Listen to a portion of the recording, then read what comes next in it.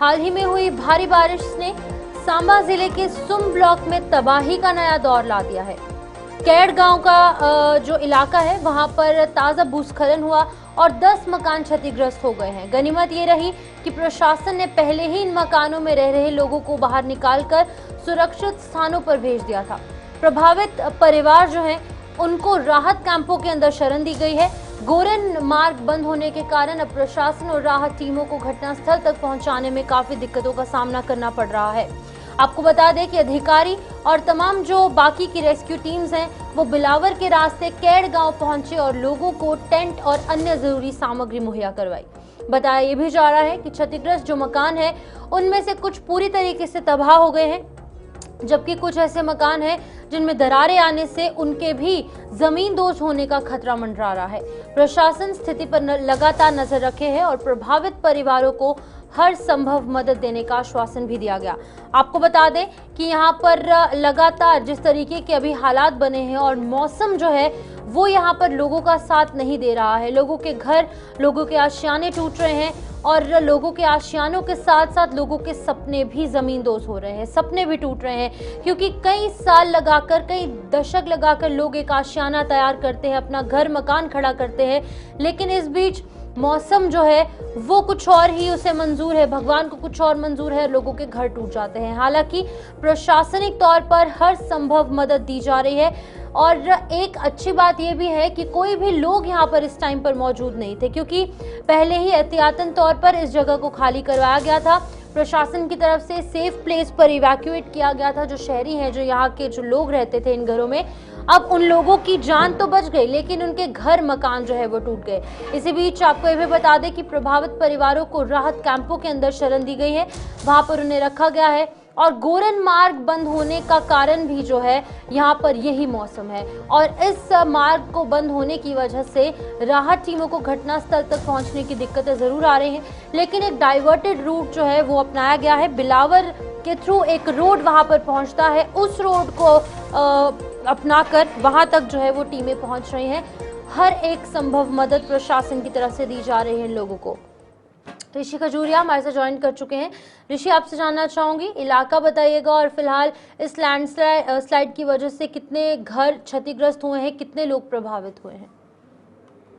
देखिए, बिल्कुल अगर बात करें सूप ब्लॉक की तो ये कैड का इलाका है जो कि काफी दूर दराज का इलाका है और सूप हेडक्वार्टर से ये इलाका लगभग 18 से 20 किलोमीटर की दूरी पर है। और यहाँ पर एक अचानक से यहाँ पर खबर सुनने को मिली कि यहाँ पर लगभग 1 डजन के आसपास जो घर है वो नुकसान उनको हुआ है। कई घरों में दरारें आ चुकी है क्योंकि यहाँ पर पहाड़ चलना शुरू हुआ है, जिसे आप कहते हैं कि पस्सी गिर जाती है, जिसके गिरने से 2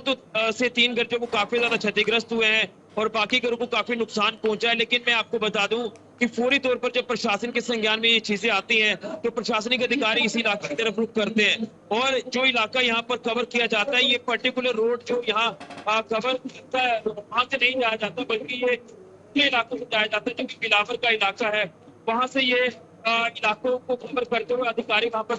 पूरी तौर पर टीम भी पहुंचाई गई है। इसी के साथ लोगों को इवैक्यूएट करके सेफ जगह पर भी पहुंचाया गया है, क्योंकि यहाँ पर जो रोड कनेक्टिविटी पूरी तरह से जीरो है और पहाड़ चढ़कर चढ़कर ही इन इलाकों में पहुंचा जाता है। लेकिन यहाँ के लोगों ने धन्यवाद किया कि जैसे ही प्रशासन के संज्ञान में ये चीजें लाई गई है, प्रशासन ने पूरी तौर पर इस पे काम किया है और यहाँ पर जो वो हर सुविधा पहुंचाने की कोशिश की है। लेकिन प्रशासन ने पूरी तौर पर पूरी नजर इसलिए बनाई है कि जो वहाँ लोग रह रहे हैं तो भी वहां पर घरों के अंदर ना जाने दिया जाए। टेंट की व्यवस्था की गई है, आसपास के जो पंचायत घर के इलाके हैं वहां पर भी व्यवस्था की गई है, सारे लोगों को वहां से इवैक्यूएट करके सेफ जगह पर पहुंचाया जाए। क्योंकि हमने कुछ मुल्बानी अधिकारियों की सुना है, उनका साफ तौर पर कहना है कि लगभग हमें 4.5 से 5 घंटे का सफर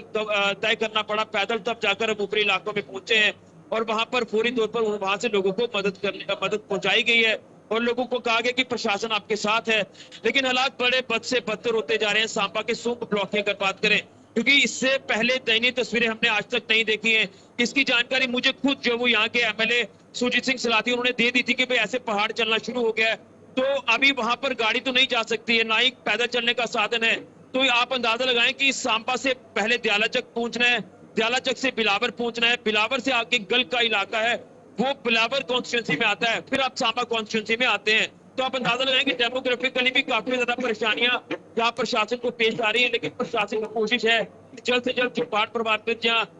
जो भी बारिश प्रभावित लोग हैं उन्हें जल्द से जल्द मदद जो है वो दी जाए, जिसको लेकर कार्य लगातार युद्ध स्तर पर किया जा रहा है। बिल्कुल ऋषि, लेकिन एक चीज बताइएगा आप, क्योंकि यहाँ पर ये अभी अभी घर क्षतिग्रस्त हुए हैं, कुछ लोगों के घर पूरी तरीके से टूट गए हैं, कुछ लोगों के घर में दरारें आई हैं, तो इनको मुआवजा देने का काम किस तरीके से किया जाएगा? क्योंकि जो टीम है होम मिनिस्ट्री की तरफ से जो यहाँ पर पहुंची थी आंकलन करने के लिए, वो सांबा से होकर रवाना हो चुकी है, कठुआ पहुंची, सांबा पहुंची। अब उन लोगों के इस हवाले से अपडेट कौन करेगा, किस तरीके से ये तमाम चीजें होंगी?